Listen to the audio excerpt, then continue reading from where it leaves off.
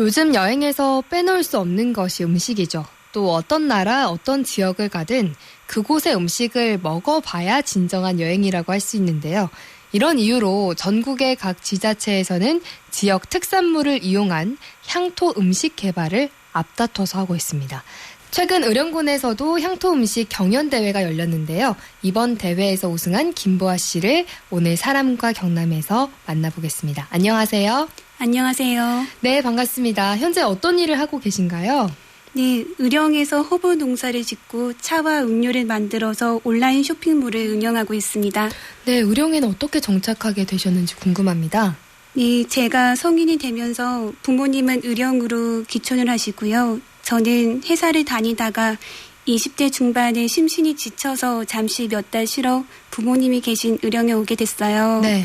성인이 되고 난 후부터 금전적으로 자립된 생활을 했기 때문에 잠시 있어도 생활비는 제가 벌어야겠다는 생각이 들었는데 알바를 하러 나가기엔 출퇴근 거리가 멀고 그러다 주위에 야생꽃과 식물들이 보이더라고요. 네. 제가 식물에 관심이 어릴 때부터 있었거든요. 이것을 이용해서 차를 만들어 봐야겠다는 생각을 하고 만들면서 그 당시 운영하던 SNS에 판매글을 올리기 시작했는데 그게 생각보다 반응이 좋았어요. 네. 그러면서 자연스럽게 하나씩 차를 만들어 판매하는 제조업을 시작하게 되었는데 그게 벌써 12년이 되었습니다. 와, 20대 중반에 의령에 정착을 하셨고 의령에서 지낸 지 벌써 12년이 되셨는데 어떠세요? 의령에서 지내보니까 어떠신가요?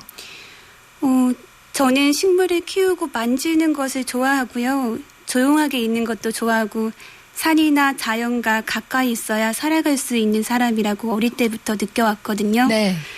막연하게 마음쯤에는 시골에서 살아야겠다고 생각한 것이 조금 앞당겨진 건데요. 네네. 저는 문화생활의 편리함보다는 자연 친화적인 삶을 원했기 때문에 시골살이가 처음부터 자연스러웠어요. 다만 어린 나이에 인맥이 많지 않은 상태로 들어오기도 했고 의령은 인구수가 적고 특히 젊은 층이 많지 않다 보니까 비슷한 취미와 가치관을 공유할 수 있는 분들을 만나기가 어려운 점이 많이 아쉬웠습니다.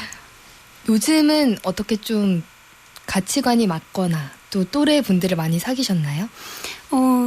요즘에는 조금 더 젊은 층 분들이 귀촌을 좀 많이 하시는 추세예요. 네. 한 2, 3년 내에는 많은 분들이 좀 오시긴 했습니다. 반가우셨을 것 같습니다. 네. 현재 허브 농사를 짓고 계신데 많은 작물들 가운데 허브를 선택한 이유가 있으신가요? 저는 음식의 향으로 재미를 더하는 걸 좋아하는 편인데요. 취미가 식물을 키우고 요리하는 거니까 자연스럽게 다양한 꽃이나 허브들을 마당에 키우게 됐어요. 네.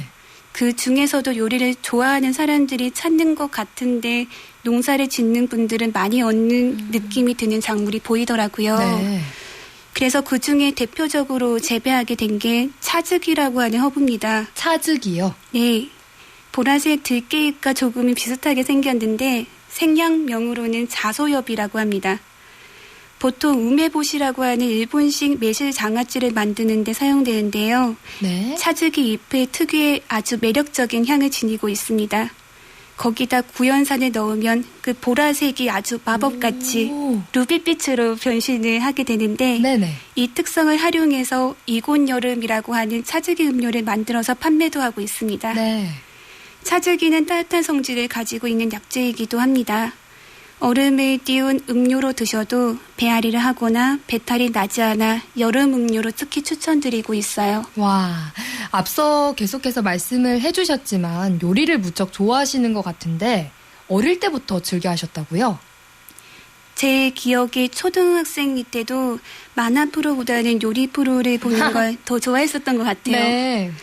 중학교 때 한날 엄마가 밥 짓는 것을 보여주셨는데 그 눈앞에서 딱딱한 쌀이 물만 붓고 익히니까 보드랍고 달콤한 밥이 되는 게 너무 신기한 거예요. 네.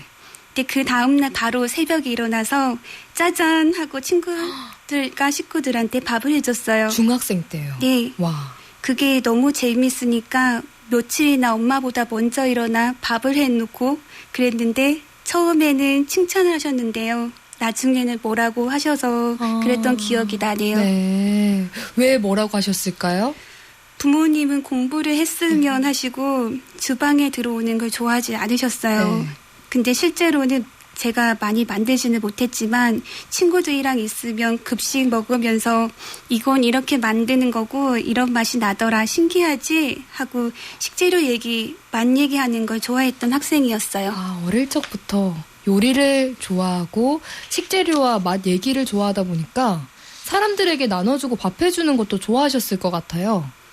네, 20살 때는 6평 원룸에 자취를 했는데 책상에다가 오븐에 놓고 막 쿠키 구워서 사람들한테 나눠주고 사람들 불러다가 밥 해주고 그랬거든요. 네. 네, 친구나 지인들은 제가 직업은 아니래도 요리하는 사람으로 기억해 주더라고요. 저는 요리를 하고 있으면 다른 고민이나 잡념이 떠오르지 않아요. 네. 그냥 자연스럽게 집중하게 해요. 그리고 제가 한 요리가 행복한 시간을 채워주는 한 부분으로서 사람들 추억에 남아있는 게 좋더라고요. 네. 가끔 저는 까먹었는데 사람들은 제가 해준 걸 다 기억하고 좋았다고 얘기할 때면 마음이 되게 몽글몽글해져요. 와, 제 주변에도 이런 분이 계신다면 마음까지 배부를 것 같습니다. 지금은 요리 강사로도 활동하고 계신다고요? 네. 계속 요리 공부를 해오다 보니까 좋은 기회가 생겨서 의령종합사회복지관에서 요리 수업을 하고 있습니다. 네. 프로그램 명이 작년에는 자연을 담은 채식 요리였고요. 올해는 집밥을 책임지는 12달 레시피라고 하는 수업을 진행하고 있는데요. 네. 프로그램 명에서 느껴지듯이 자연 요리, 계절에 나오는 식재료를 이용한 가정식을 알려드리고 있습니다. 저는 식재료를 어떻게 다뤄야 하는지, 생으로 먹었을 때, 익혔을 때 어떤 맛이 나는지 강의 중에도 중간중간에 맛보시라고 자주 권해드리는 편이거든요. 네네. 맛의 경험이 제일 큰 공부 중 하나라고 생각해서 바질, 로즈마리, 레몬 버베나 등 허브를 가져와서 활용법을 알려드리기도 합니다. 직접 키운 작물을 가지고 와서 요리하는 법을 알려드리니까 수강생분들이 그 부분을 신기해하시기도 하고 맛있고 재밌다고 말씀해 주셔서 더 즐겁게 강의하고 있습니다. 네, 건강하고 맛있는 음식도 먹고 또 요리도 배우고 상식과 지식까지 쌓을 수 있어서 수강생들 가운데도 요리사의 꿈을 키우는 분들도 계시지 않을까 이런 생각을 해보게 되는데요. 강습하신 요리들 가운데 이 가을에 잘 맞는 요리가 좀 있을까요? 이 시간 통해서 우리 청취자분들께도 레시피 알려주시면 좋을 것 같습니다. 가을이면 결실의 계절, 열매의 계절이기도 해요. 캐슈넛과 들깨 국물을 베이스로 한 도토리 수제비 만드는 법을 알려드리겠습니다. 아, 너무 좋습니다.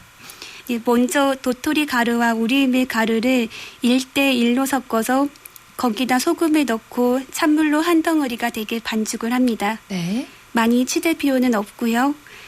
냉장고에서 30분 정도 숙성을 시키면 반죽이 쫄깃해져 있을 거예요. 반죽이 숙성되는 사이에 국물을 만들어 보겠습니다. 다시마를 우린 물 1리터에 캐슈넛 3분의 1컵과 통들깨 2큰술 정도를 넣고 갈아주면 뽀얀색의 국물이 되는데요. 네. 이 국물에 물을 편 썰어서 넣고 끓여줍니다. 국물이 끓으면 도토리 반죽을 떼어 넣어주는데 아주 얄핏 떼어 넣으면 더 좋습니다. 네. 반죽이 동동 떠오르면 다 익은 거예요. 국간장과 소금으로 간을 하고 미나리를 한 줌 먼저 아주 살포 익혀주면 완성입니다. 도토리 반죽은 일반 밀가루보다 더 쫀득하고 구수한 맛이 나고요. 네. 캐슈넛과 들깨 국물은 굉장히 우유처럼 고소하고 달큰한 맛이 납니다. 네. 가을 미나리는 봄 미나리처럼 부드럽지는 않지만 향이 굉장히 짙어요. 도토리처럼 부드러운 맛과 향을 지닌 식재료는 향긋한 향채와 드시면 맛이 잘 어우러집니다. 네. 점점 추워지는데 따뜻한 성질의 도토리와 들깨가 들어간 음식을 많이 드셔서 다들 따끈하게 추위 잘 이겨내셨으면 합니다. 아, 정말 건강함이 가득 느껴지고 이렇게 말로만 들어도 막 구수한 향이 막 나는 것 같습니다. 이런 가운데 최근 의령 리치리치 페스티벌에서 열린 향토 음식 경연대회에서 무려 대상을 수상하셨는데 다시 한번 너무 축하드리고요. 대상 수상작인 부자 한우 솥밥은 어떤 음식인가요? 향토 음식대회에 걸맞게 모든 식재료를 최대한 의령에서 나는 것으로 만들어 보려고 했어요. 그것을 한 솥 안에 담아보는 것도 의미가 있겠다는 생각이 들더라고요. 네. 의령 특산물인 망개뿌리를 활용해서 밥물을 짓고 자굴산 자락에 미나리, 남강변에 우엉 등을 넣어서 향을 더하고 의령 한우를 넣어 맛을 더한 영양솥밥을 만들었습니다. 네. 의령의 향토 음식인 만큼 의령 특산물로 만들어졌는데요. 의령을 그대로 먹은 느낌이 들 것 같고요. 또 이번 경연 대회에서 이번 레시피뿐만 아니라 신경 쓰셨던 부분은 어떤 부분이었을까요? 의령에는 유명한 솥바위라고 하는 바위가 있습니다.